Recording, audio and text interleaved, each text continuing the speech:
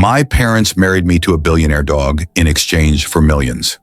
She thought her parents had arranged a marriage to a mysterious billionaire, but when she walked down the aisle, she came face to face with a golden retriever in a tuxedo.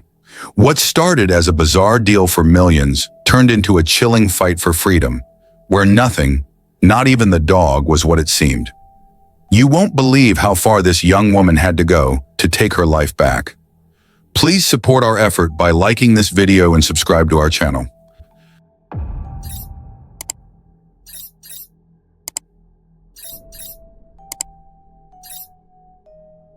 It was supposed to be just another boring Saturday morning. I was eating cereal on the porch of our tiny house in rural Kentucky, scrolling through my phone, when my mom burst out of the kitchen with a kind of excitement I hadn't seen since we won a $50 Walmart gift card 3 years ago. "Cassandra, you're getting married," she beamed, shoving a crisp white envelope into my hand. I blinked at her like she was speaking another language. "Excuse me, what?" My dad followed behind her, grinning ear to ear, holding a bottle of sparkling cider. "You're going to be the luckiest girl in the state, Cassie. We've hit the jackpot." I opened the envelope with shaky hands. Inside was a sleek, gold-trimmed wedding invitation. The name of the groom? Sir Bentley IV. "Who the heck is Sir Bentley IV?" I asked, my voice cracking. "A dog," my little brother Ryan muttered from behind his comic book. I laughed. Then I noticed neither of my parents were laughing. My mom clasped her hands together, her eyes glistening with hope. "It's not what it sounds like. He's not just a dog. He's the most famous dog in America. Belongs to billionaire Preston Hollingsworth. They call Bentley his heir." Wait, you're trying to marry me off to a dog," I shrieked. "Think of it as symbolic," Dad said, waving his hand. "It's a publicity stunt, a ceremony. Preston is paying us $5 million for the arrangement. You go live at his estate for a year, pretend to be Bentley's wife for a few photos and magazine covers, and we never have to worry about money again."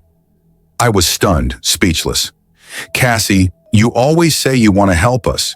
This is the way," Mom pleaded. "It's not like you're marrying him for real. You'll live like royalty.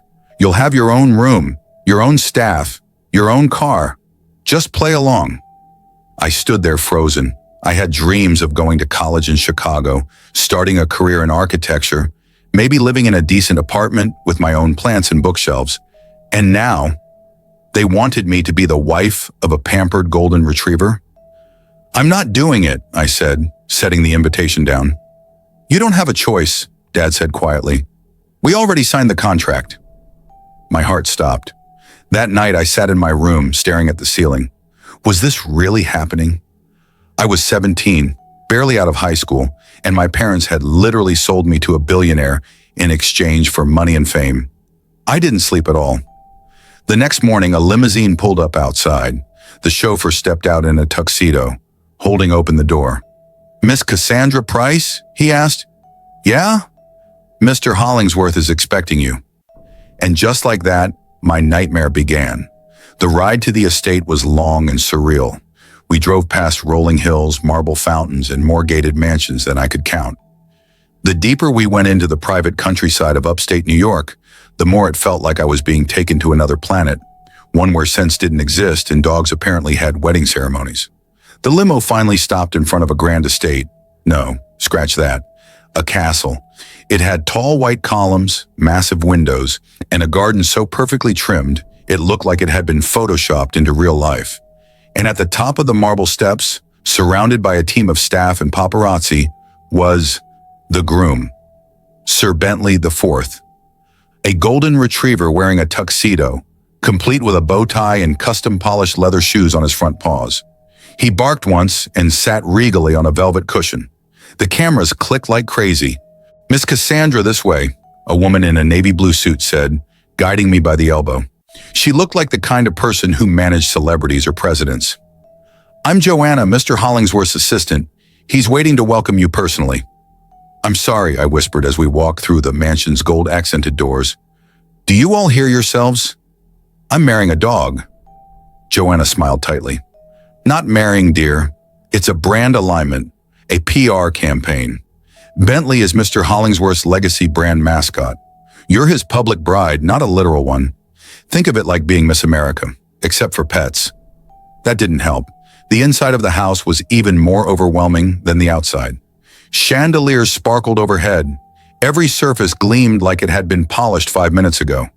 Staff members moved quickly and silently, and there, in the center of the grand staircase, stood him, Preston Hollingsworth, tall, suave, richer than the sun, with a sharp gray suit and a look that screamed, "I don't hear the word no." "Ah, Cassandra," he said smoothly, walking toward me like we were old friends. "You're even more perfect than I expected."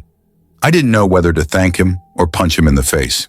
"I know this is all strange," he continued with the world's most polished smile, "but Bentley is more than a dog. He's a brand, a legacy. This ceremony is symbolic. You'll be the face of our pet care line, our charity foundation. The world will adore you." "And what if I don't want to be adored?" I snapped. He didn't flinch. "Then you can be rich instead." I was taken to a private wing of the house, an entire suite with a 4-poster bed, a closet bigger than our entire kitchen back home, and a bathroom that looked like a spa commercial. But none of it impressed me. Later that night, Joanna handed me a white satin dress. "Tomorrow is the ceremony," she said. "Smile for the cameras. Think of your family." As I stared at the dress, I realized something. I wasn't just trapped in a mansion. I was trapped in a story the world was going to eat up. The girl who married a billionaire's dog. I had become a punchline, but something in me whispered, "Play along. Watch carefully. Something about this doesn't add up." The next morning came far too quickly. I was dressed, powdered, sprayed, and glittered like I was walking the red carpet at the Oscars. My hair was swept into a perfect updo, and my dress, custom designed by someone famous I couldn't pronounce, fit like a glove. A pearl leash hung loosely from my wrist, attached to the collar of my groom, Sir Bentley, who looked as thrilled as ever, panting and wagging his tail like we were about to stroll through the park, not down a flower-strewn aisle. Joanna gave me one last look. "Remember, smile. Your life changes today." The ceremony took place on the estate lawn, surrounded by tall hedges and ornate fountains. Rows of white chairs were filled with influencers, celebrities, reporters, and even a few politicians. Drone cameras hovered above. Everything about it screamed ridiculous spectacle. I stood there blinking under the hot sun while a celebrity priest, some guy from a reality show, read vows with a perfectly straight face. "Do you, Cassandra Price, take Sir Bentley IV to be your public partner in fame, philanthropy, and profit?" I do," I muttered, trying to pretend I was somewhere else. Anywhere else. "And do you, Sir Bentley IV, promise to wag your tail through sickness and in wealth?" Woof. "Then I now pronounce you brand ambassadors. You may pet the groom." The crowd erupted in applause. I bent down and gave Bentley a pat on the head while cameras flashed like lightning. I smiled, not for them, but because it was either that or scream. The footage hit social media within minutes. By the time I was ushered back into the mansion, I was already trending on every platform imaginable. Rush dog bride, dipper billionaire, pet wedding, and even actual Cassandra Price had millions of mentions.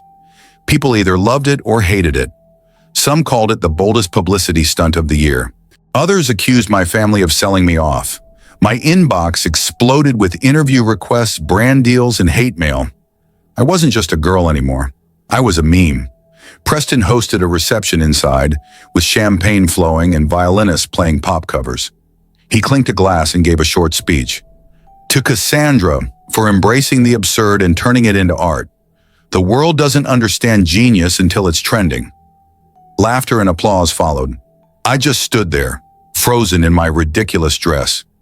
Later, as I tried to sneak away to my room, I overheard Preston in a private corner, speaking with a man in a dark suit. "Everything's set. She doesn't suspect a thing." My heart skipped. The man replied, "Good. Once the campaign hits phase 2, we move forward. Make sure she stays distracted." I pressed my back against the hallway wall, breath held tight. Distracted? Suspect what?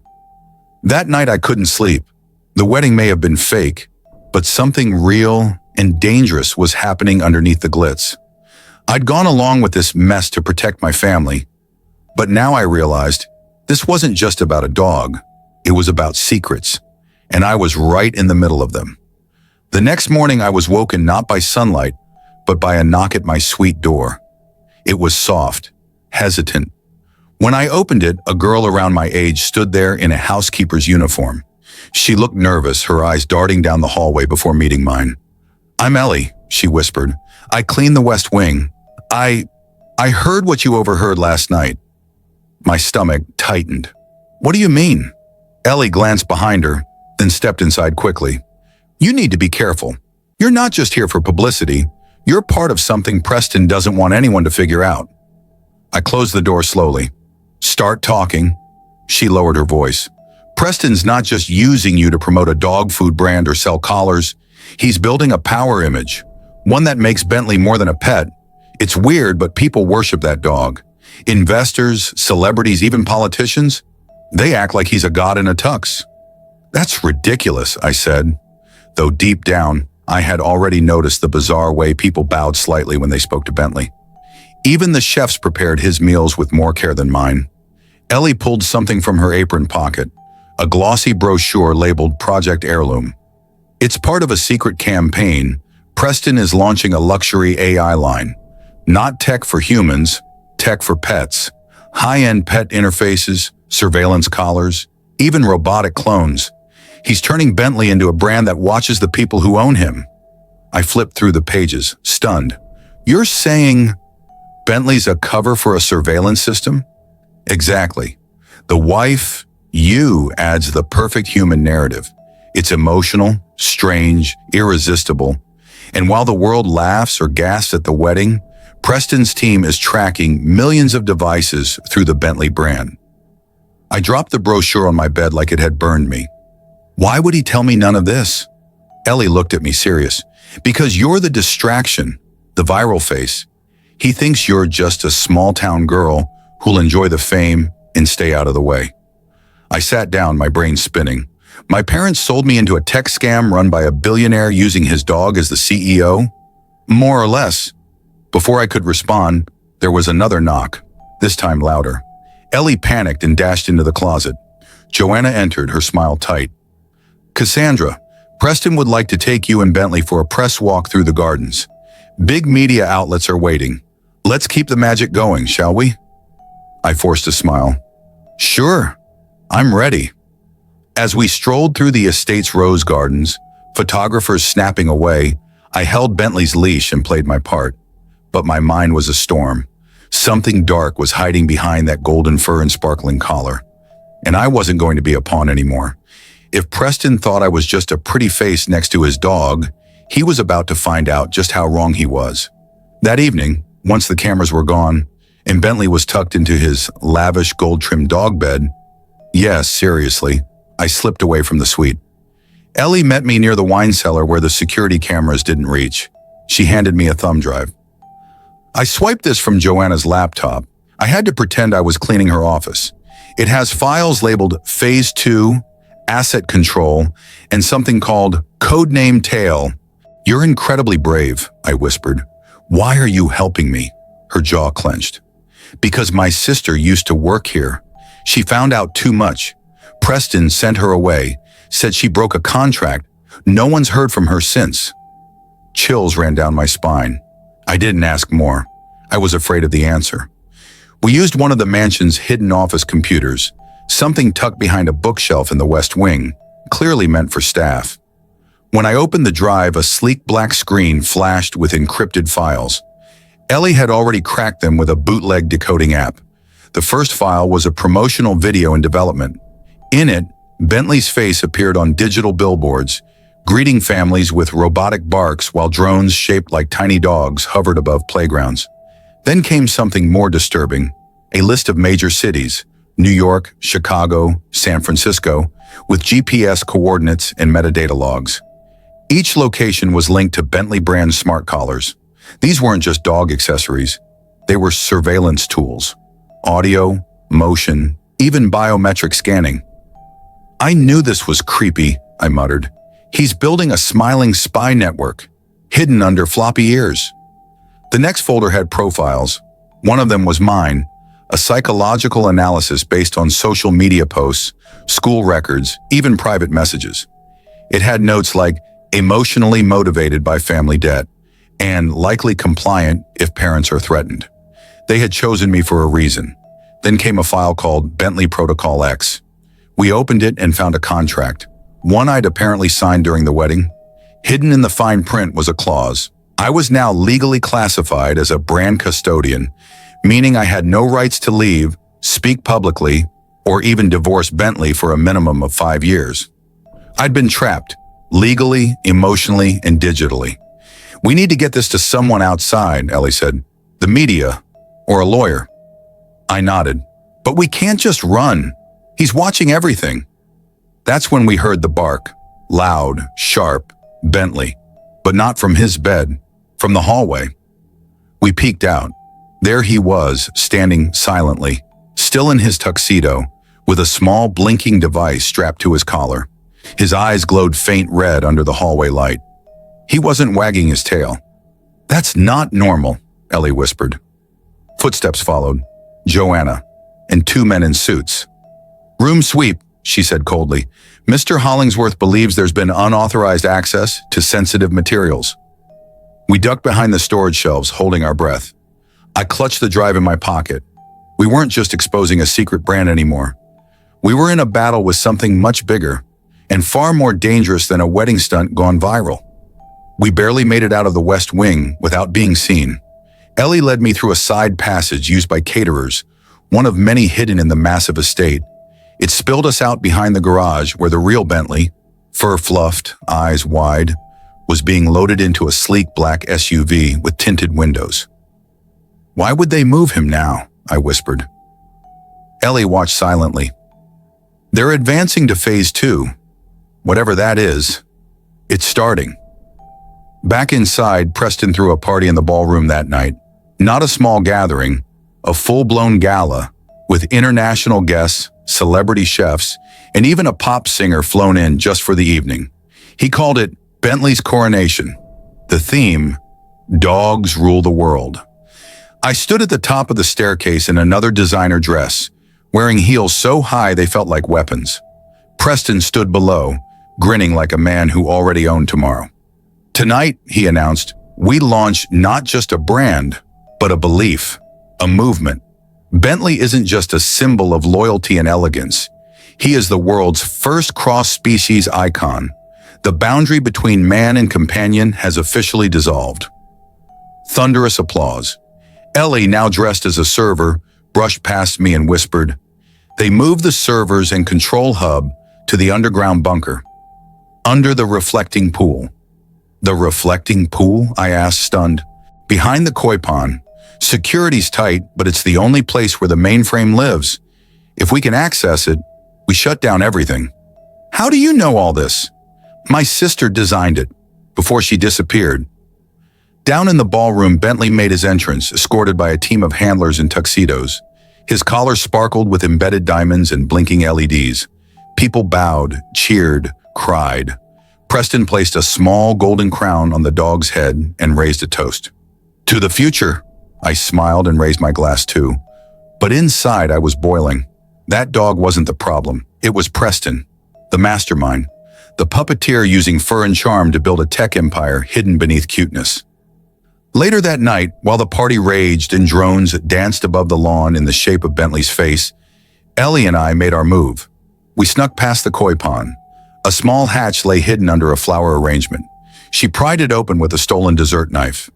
I can't believe this is real, I muttered. You married a dog. Everything's real now, Ellie said dryly. We climbed down the ladder into the dark. The air was cold and humming with machinery. The control room looked like something out of a sci-fi movie. Metal panels, glowing screens, wires that pulsed like veins. But just as Ellie plugged in the drive to begin uploading the evidence, the door behind us slammed shut. A voice echoed through the room. I expected better from you, Cassandra. Preston stepped into the dim light, followed by Joanna. Behind them, Bentley sat calmly, eyes glowing red again. The device on his collar pulsed. You thought you were the only one watching? I stepped in front of Ellie. You're not building a brand. You're building a cult, a digital dictatorship hidden under a cute little bark. Preston smiled. And now you're in it, wife of the future. Let's see how loyal you really are. And with that, Bentley stood up unnaturally, not like a dog, like something else. Bentley rose on his hind legs, slowly, smoothly, like something out of a horror film. His front paws clicked into mechanical joints. His eyes flared bright crimson, casting shadows on the cold metal walls of the bunker. He's not even a real dog, I whispered. Preston chuckled. The real Bentley died last year. You think a real dog could handle what we needed? Emotion, obedience, charisma, surveillance? Number this Bentley is better. Engineered perfection, part canine, part machine, part brand. My knees locked. You held a public wedding to a robot dog? No, Joanna chimed in. You married an empire. You just didn't read the fine print. Behind me, Ellie was already tapping furiously on the command panel. The flash drive was in, but the system was pushing back. Firewalls, encryption walls, blinking red errors. I need more time, she muttered. Preston stepped forward. Or you could just surrender. Smile for the cameras again. Wear the pretty dress. Parade around. Be the face of the future. I narrowed my eyes. No thanks, I'm more of a cat person. I lunged for Bentley. He growled, mechanical, low, unnatural. But I grabbed the collar device. We wrestled. Sparks flew. The dog bot reared back, throwing me hard against the panel. Ellie shrieked, then slammed her palm against the main console. I'm overriding now! Bentley lunged again, but this time I was ready. I ripped the diamond collar off, yanking free a set of wires. The robotic creature convulsed, sparks flying from its ears, before collapsing with a high-pitched whine. Preston roared and charged at me, but Ellie smashed a fire extinguisher into his ribs. You're insane, I gasped, grabbing her arm as the system suddenly began to shut down. One by one, the screens faded. All around us, alarms blared. We scrambled out of the bunker through the koi pond hatch. Just as mansion lights began to flicker, drones crashed from the sky. Across the world, news reports would later confirm, the Bentley smart collars disconnected in unison. The empire had fallen. 2 weeks later, I sat in a modest studio apartment in Chicago. No golden gowns, no robotic dogs, no Joanna, no Preston, both under federal investigation for illegal surveillance and data abuse. Ellie testified bravely. Her sister was found, alive but shaken, stashed in an offshore facility. She's recovering now. As for me, I was no longer a bride. I was a whistleblower, a survivor, and maybe even a symbol of something real. A morning talk show invited me on to ask, do you regret marrying a billionaire's dog? I smiled and replied, no, because that fake dog helped me sniff out the truth. The audience laughed, but I wasn't joking, because sometimes to bring down a monster, you have to first say I do to one. What began as a bizarre marriage for money turned into a battle against a twisted empire built on lies, manipulation, and high-tech control. Cassandra didn't just escape a fake marriage.